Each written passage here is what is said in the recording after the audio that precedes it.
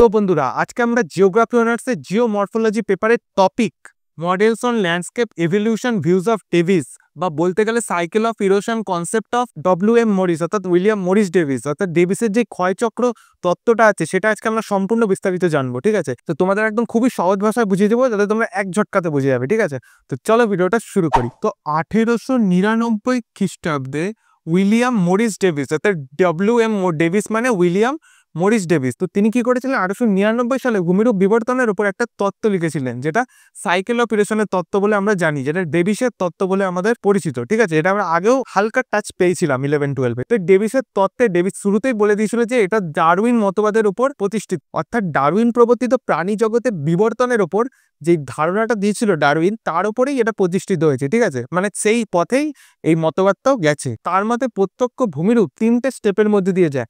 একটা হলো যৌবন, 2 পরিণতি এবং 3 হলো বার্ধক্য। ঠিক আছে, এই 3টে স্টেপের মধ্যে দিয়ে গিয়ে তারপর একটা ভূমিতে পরিণত হবে, একটা সমতল ভূমিতে পরিণত হয় তিনি বলেছেন। ঠিক আছে, এটা একটা কনসেপ্ট বলে দিলাম তোমাদের যাতে তোমাদের বুঝতে সুবিধা হয়। এবার জেনে নিই ডেভিসের ক্ষয়চক্রের মডেল কি আছে। ঠিক আছে, মডেল, তো ডেভিসের মডেলে যে ফার্স্টে যেটা আছে সেটা হলো মূল ধারণা বা সেন্ট্রাল কনসেপ্ট। একটু আগে বললাম যে ভূমিরূপ ক্ষয়ের মাধ্যমে একটা সমভূমি পরিণত হচ্ছে, সেটাই বলা হচ্ছে এই মূল ধারণা বা সেন্ট্রাল কনসেপ্টে। 2 নম্বর পয়েন্ট হলো সময়ের পর্যায়ের সাথে ভূমিরূপের আকৃতির বাধ্যতামূলক সম্পর্ক।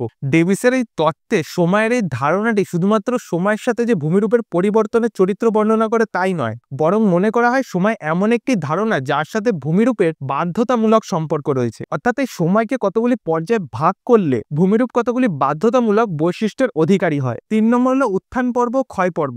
ডেভিসের এই ক্ষয়চক্র নকশা 2টি অংশে বিভক্ত, একটা হলো উত্থান পর্ব, একটা হলো ক্ষয় পর্ব। এখানে যে উত্থান পর্বটা বলা হয়েছে সেটা কিন্তু স্বল্প দৈর্ঘ্য বা স্বল্প সময়ব্যাপী হয়ে থাকে, এবং যেটা ক্ষয় পর্ব হয়ে থাকে সেটা কিন্তু দীর্ঘ সময়ব্যাপী হয়ে থাকে, সেটা বলেছে ডেভিস। তো এই গেল এর মডেল। এবার জেনে নিই অ্যাজাম্পশন।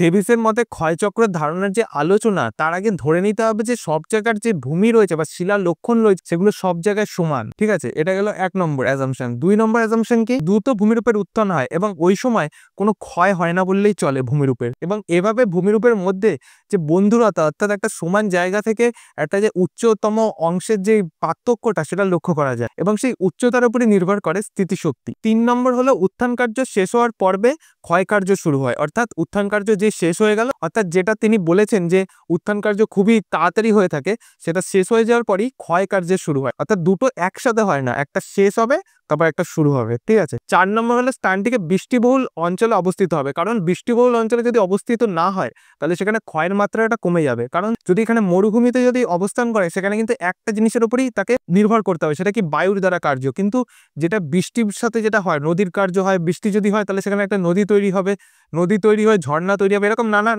আমরা বৈশিষ্ট্য দেখতে পাই। তো সেগুলো তৈরি হওয়ার পর কিন্তু একটা ক্ষয় কার্য সম্পন্ন হবে, তো সেটাই তিনি বলেছেন। ঠিক আছে, তাই তিনি বলেছেন যেখানে বৃষ্টিবহুল অঞ্চল রয়েছে সেখানেই ডেভিসের ক্ষয়চক্র দেখতে পাওয়া যায়। তো এবার 5 নম্বর অ্যাসাম্পশন হলো দীর্ঘ সময়ব্যাপী যে স্থানটিকে সেটাকে স্থিতিশীল থাকতে হবে যাতে ক্ষয়চক্র সম্পন্ন হয়। তো আশা করি বোঝা গেল অ্যাসাম্পশনটা। এবার জেনে নিই এর বিবরণটা, অর্থাৎ এই যে মডেলটা বললাম এখানে যে 3টে ভাগ করা রয়েছে সেই তার ব্যাপারেও জানবো। ঠিক আছে, তো তার মধ্যেই পড়ছে হলো আমাদের ডেসক্রিপশন অফ মডেল। ঠিক আছে, আমি এখানে ডেসক্রিপশন বলে লিখে দিচ্ছি, এই দুটো অরে আমি লিখে দিয়েছি। এরকম ভাবে তোমাদের কোশ্চেনে দিতে পারে, আরেকটা এরকম ভাবেও দিতে পারে। ঠিক আছে, তোমরা একবার দেখে নেবে, বুঝে তারপর লিখবে। ঠিক আছে, তো ডেভিসের মতে কোনো ভূমিরূপের পরিবর্তন 3টি বিষয়ের উপর নির্ভর করে, সেটা কি 1 নম্বর হলো গঠন, 2 নম্বর হলো ক্ষয়কারী পদ্ধতি, 3 নম্বর হলো ক্ষয়ের পর্যায়। ঠিক আছে, এই 3টে বিষয়ের উপর নির্ভর করে এই ক্ষয়চক্রটা সম্পন্ন হয়, যেটা ডেভিস বলেছেন। তো এটা গেল 3টে বিষয়ের উপর নির্ভর করে। এবার জেনে নিয়ে স্টেজগুলো কি কি আছে। 3টে স্টেজে ভাগ করেছে।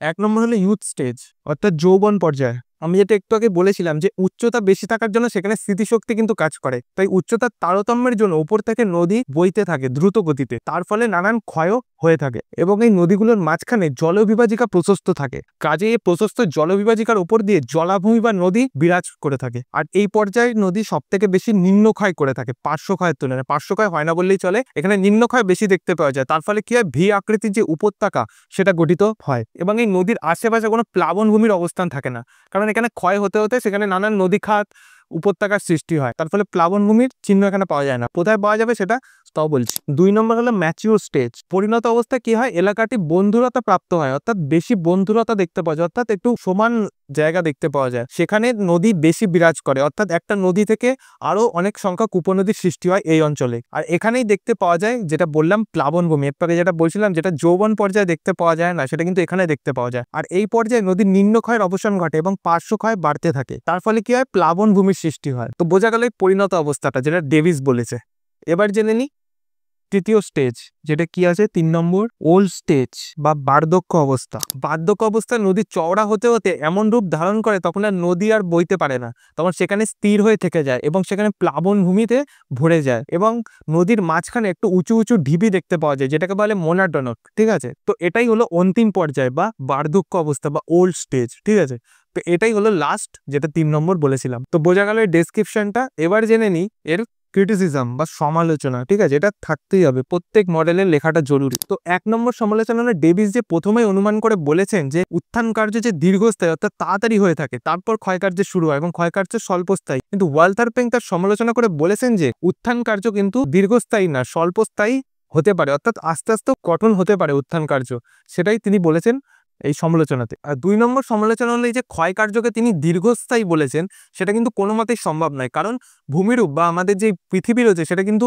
অনেক দিন ধরে কিন্তু স্থির রাখতে পারবে না, এর কিন্তু পরিবর্তন আসবে, জলবায়ু ক্ষেত্রে পরিবর্তন আসবে, তারপরে পাঁচ সংস্থান ক্ষেত্রে পরিবর্তন আসবে। এর ফলে কি হচ্ছে যে নদীর যে তিনি বলেছেন যে 3টে স্টেপে ভাগ করেছেন, যৌবন, পরিণত, বার্ধক্য, অর্থাৎ এই 3টে স্টেপ, ইউথ, ম্যাচিউর, ওল্ড, এই 3টে স্টেজ পেতে গেলে কিন্তু এত সময় নিলে চলবে না, সেটা কিন্তু স্বল্পস্থায়ীও হতে পারে এই ক্ষয় কার্যটা। তো সেটাই বলেছেন এই 2 নম্বর সমালোচনাতে। 3 নম্বর সমালোচনা হলো এই যে ডেভিস সময় ও পর্যায়ের সাথে ভূমিরূপের যে বিবর্তনের বৈশিষ্ট্যগুলোকে বেঁধে ফেলেছেন, সেটা কিন্তু নানান বৈজ্ঞানিক যেমন জেটি, হ্যাক, চোর্লেস, কুম্প এরা কিন্তু বিরোধিতা করেছে, অর্থাৎ তারা অন্য কথা বলছে। তারা কি বলছে, এই যে সময়ের সাথে, সময় বা পর্যায়ের সাথে যে ভূমিরূপের বিবর্তন, তার বদলে কার্যকরণ সম্পর্কের ভারসাম্যর ধারণার উপর তারা বেশি যুক্তিযুক্ত বলে তারা মনে করেন। তো সেটাই বলা হচ্ছে এই সমালোচনাতে। ঠিক আছে, তো আশা করি আজকে বোঝাতে পেরেছি ডেভিসের ভূমিরূপের বিবর্তন তত্ত্বটাকে, অর্থাৎ ক্ষয়চক্র তত্ত্ব যেটাকে আমরা বলে থাকি ডেভিসে। তো ভিডিওটাতে যদি তোমরা ভালোভাবে বুঝে থাকো তো একটা লাইক করে দিও আর চ্যানেলটাকে সাবস্ক্রাইব করে দিও। আর তোমরা নেক্সট ভিডিও কোন টপিকে দেখতে চাও জিওগ্রাফির, তো আমাকে একবার কমেন্টে বলে দিও। ঠিক আছে, তো আমি বানিয়ে দেবো। আর এটা যদি না বুঝতে পারো একবার কমেন্ট করে দিও, আমি আবার বানিয়ে দেবো, কোনো অসুবিধা নেই। তো